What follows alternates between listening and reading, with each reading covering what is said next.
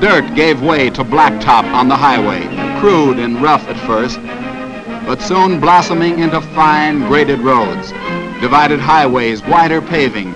Slowly, the modern superhighway began to take shape as the tempo of the American road grew faster, and faster also is racing.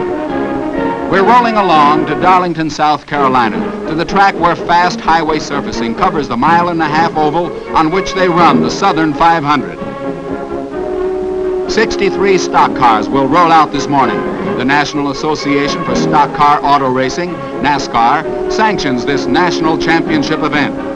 More than half of these strictly assembly line speedsters qualified at better than 100 miles an hour. Top speed by Fonty Flock was a red-hot 117 for 6 laps. Records will fall today. The track has been rebuilt. The south turn banked 26 feet.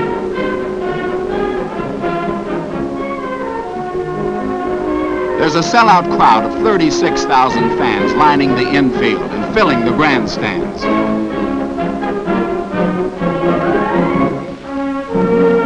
The Paris Island Marine Band is here to entertain. Marching down the straightaway as the cars are lined up.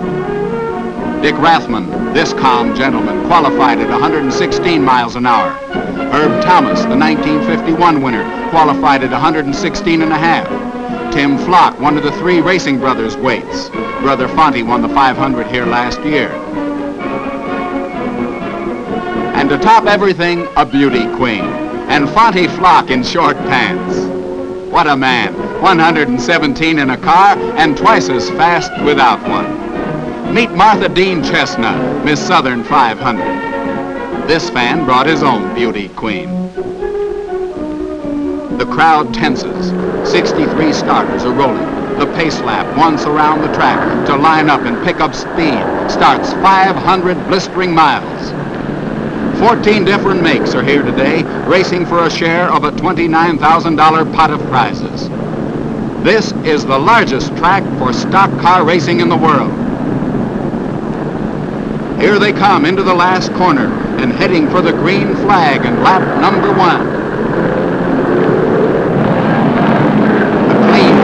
Start with Fonty Flock and 14 in the lead as they go barreling into the first turn with everything turned on. Look at them climb that wall. It's Fonty Flock, last year's winner, with Fireball Roberts in number 11 close behind. Into the backstretch, Fireball shows he's going to stay in there.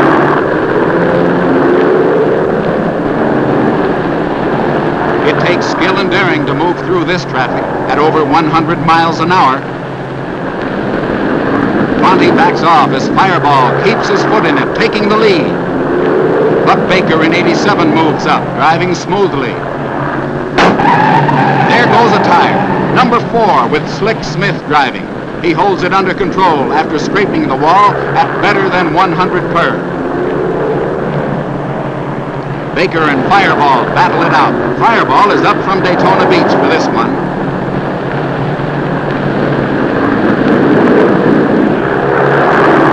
Herb Thomas throws coal on the fire and opens the throttle. Fireball Roberts blows a tire and heads for the pits. Buck Baker in 87 takes the lead. Fireball spends over 2 minutes in the pits, and that's better than 2 laps at Baker's speed.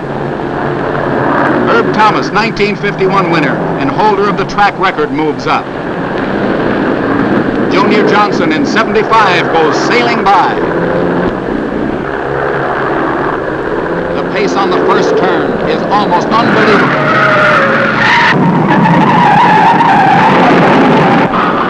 It's Junior Johnson in 75.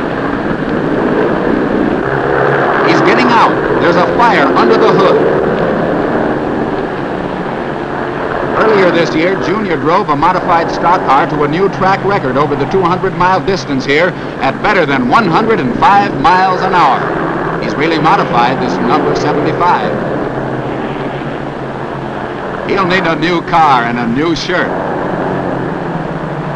This North Carolina boy is going home early this afternoon. Herb Thomas in 92 leads Buck Baker by 2 car lengths. A puff of smoke smoke over the lip of the track. Number 23 with Iron Mike McGill spun through the wall and down the embankment. Living up to his nickname, Iron Mike is not seriously injured.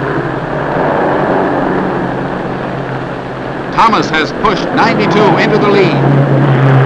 Fireball Roberts in number 11 is rolling again. And he throws a tire. He's out of the competition with a broken frame. They battled furiously for more than 5 hours through the afternoon. The cars take a terrific pounding as better equipment, fuel, and lubricants meet the challenge of a better track. Pure excitement every minute. Pit crews keep constant watch for signs of wear on the engine.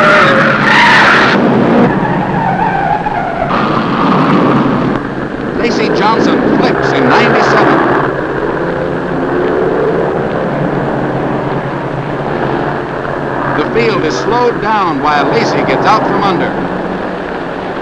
How did Lacey ever get in there in the first place? Wonderful, he can still smile. Herb Thomas takes the bit between his teeth and starts a terrific run. Watch this boy go through traffic. Boxed in coming into the straightaway, he blazes a path.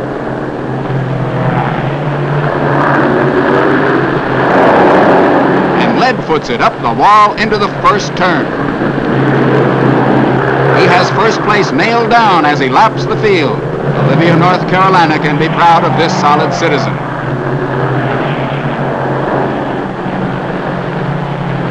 But Baker goes into his pit.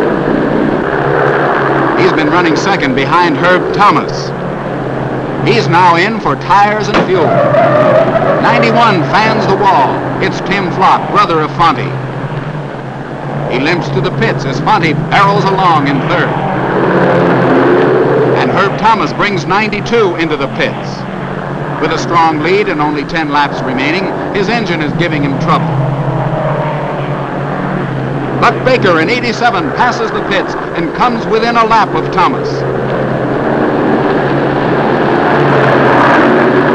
But Herb in 92 rolls again, holding the lead. He's got to try to run those last 10 laps. Fonte Flock in 14 is running third. In the backstretch, Thomas and Baker are flying. This is Baker's chance, and going into the third corner, he slips past, taking first. But Baker comes down the front stretch alone. Where's Thomas? He's burned out his engine. Gene Comstock, driving number 8, pushes him. A wonderful show of sportsmanship, giving a competitor a hand after 500 grueling miles. Thomas is pushed past his pit. NASCAR says a car can be pushed into the pits, but not out of them. No credit for these laps. Thomas led for almost half the race, but not for that last payoff lap. But Baker wins it after 5 hours and 23 minutes of driving. Herb Thomas starts and manages to cross the finish line under his own power. He is given 5th place. Here's the winner, rolling to his pit. Baker's from Charlotte, North Carolina. Mighty glad he spent the afternoon across the state line at Darlington. He's grimy and dog-tired. The crowd closes in on him in tribute to a game driver who stuck to it. Baker's average time almost 93 miles an hour, 16 miles an hour better than the previous record. His winnings more than $6,000. Proud wife Margaret stands beside him. Fonte Flock, who took 2nd place, joins Baker. The asphalt's still hot from their driving. Thousands of miles rolled under America's wheels on Blacktop Highway. Through research in the laboratory and on the racetracks, auto equipment, fuels, and lubricants have matched the pace as highways grew to superhighways, broad ribbons of concrete and asphalt flowing smoothly across the nation.